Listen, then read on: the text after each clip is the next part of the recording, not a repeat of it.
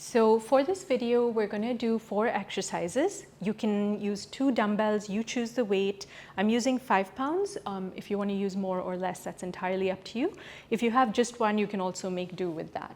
You can do these exercises seated or standing. You can start by doing it seated, get used to the movement patterns, and then do it standing as well. So I'll show you the exercises first, and that way, if you want to just do the workout, you can skip the poem at the end.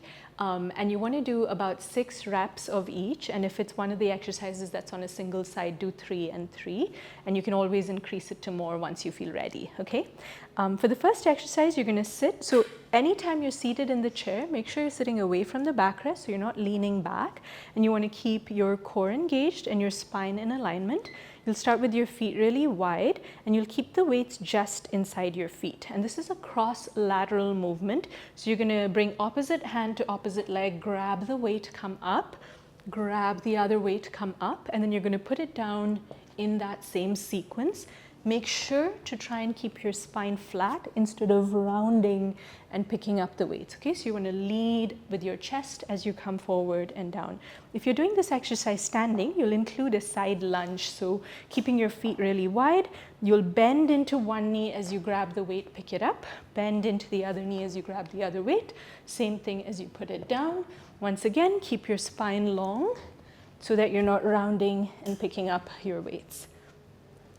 For the second exercise, we'll just be using 1 dumbbell.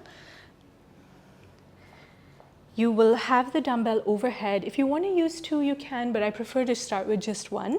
So you'll take it overhead. Now for this exercise, I want you to focus on your leg. So you want to keep the hip, the knee, and the ankle in alignment and avoid any kind of deviation from the midline, okay? So it's almost like you're doing this exercise within a tube.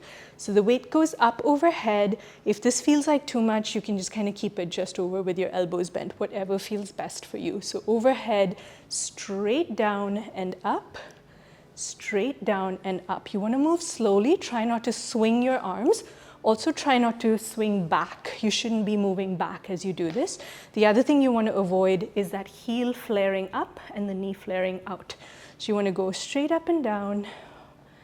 Make sure you're breathing. I like to breathe in as you go up, exhale as you come down.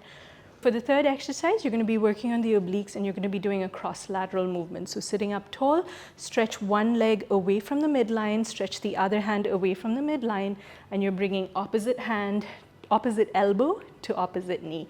And you're going to do a little crunch as you do this. So there's a little bit of rotation here. Make sure you do both sides. So heel down, hand up, and coming towards the midline and moving away. The other hand is going to be up. Try not to hold on to your leg or the chair if you can avoid that. For the last exercise, this is going to be like a little rowboat, sitting away from your backrest again. Start with the weight at your chest. You will reach out. You will row across. Within the twist, I want you to do a bicep curl where you bring the weight up to your chest and only then rotate back to center. So using that resistance within the twist is going to be a little bit more challenging. So just pay attention to your breath, take your time. So weight goes out, row, bring it up, and rotate. Again, doing at least 3 on each side. Ideally, you want to work your way up to 6. All right, those are the exercises.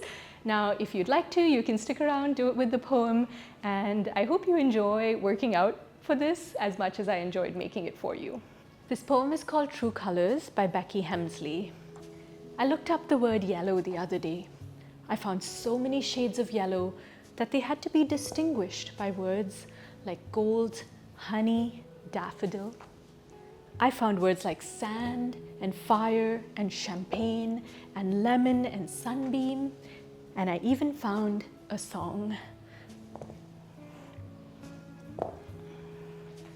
Now imagine someone telling yellow that it's just yellow, when yellow is a sunbeam and daffodil and fire, when yellow is a song.